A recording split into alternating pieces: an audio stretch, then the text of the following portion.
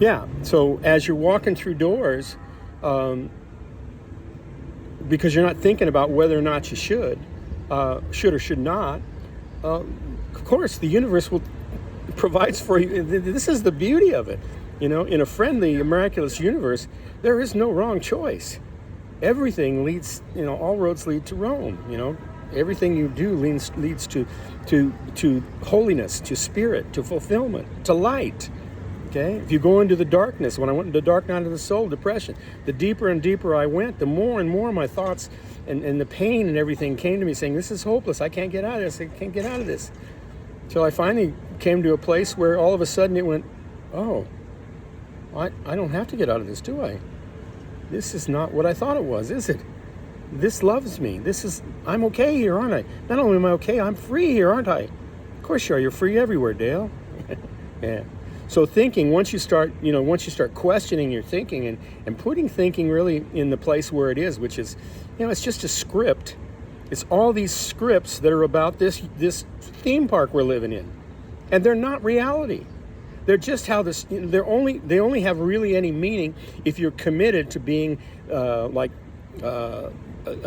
full-time participant in the theme park. Or if you're on stage and you're going to be a full-time actor. That's the only time that it seems to have any meaning, because you put it in that context where you're saying, well, how can I make this illusionary room or this limited reality that I'm functioning in, how can I turn it more to what I want it to be?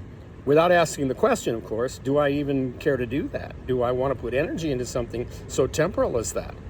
That will give me nothing but basically distraction time over minutes, what would appear to be moments, to minutes, to years, to a lifetime.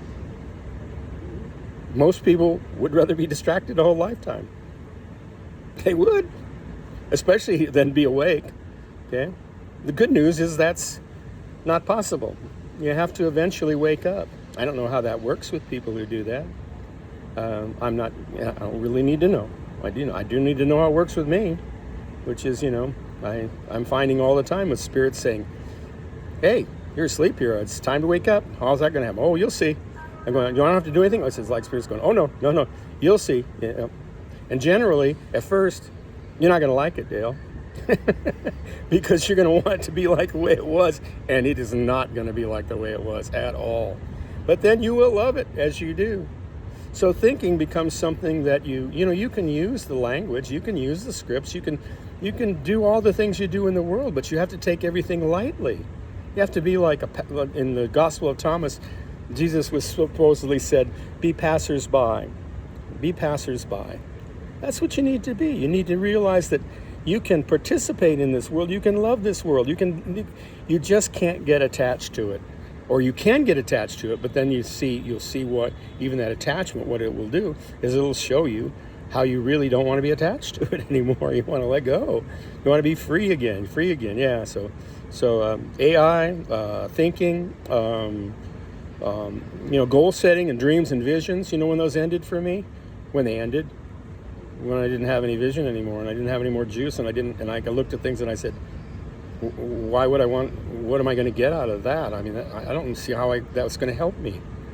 Is that going to give me something that makes me feel right? And that's when it ended.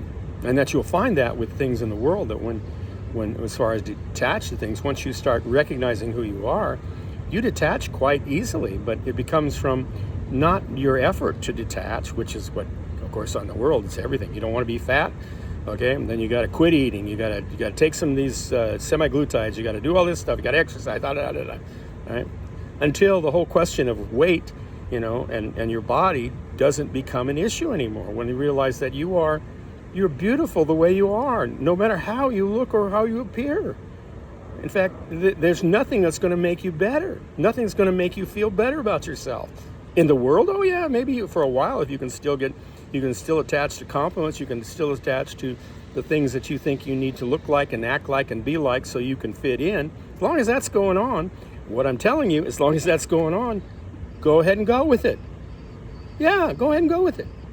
God, if I was going on with me, I certainly would not be trying to go to a self-help group or a workshop to try and change things. Oh my God, what a waste of energy. Unless you really like suffering in a nice form, like determination to force yourself to get what you think you want, so that you can find out that you don't want it and don't need it eventually, or keeps going back and forth, back and forth, back and forth, like weight stuff. My God, weight in people is such a detachment. It's like up and down and up and down and up and down and up and down. You know, my weight only goes up really when I'm thinking about it. Otherwise, it stays exactly the same. Could it change? Of course it could change. I don't know. If I die, I bet it would change. I bet I'd stop eating if I died, so I bet my weight would change. It's funny. It's really funny. Oh, that's all the sage advice I have for you this morning. I think that's all for this. So have a great day. Be good to yourself. You deserve it, and you can't do anything other than that anyway. So why try something else? Okay, bye-bye.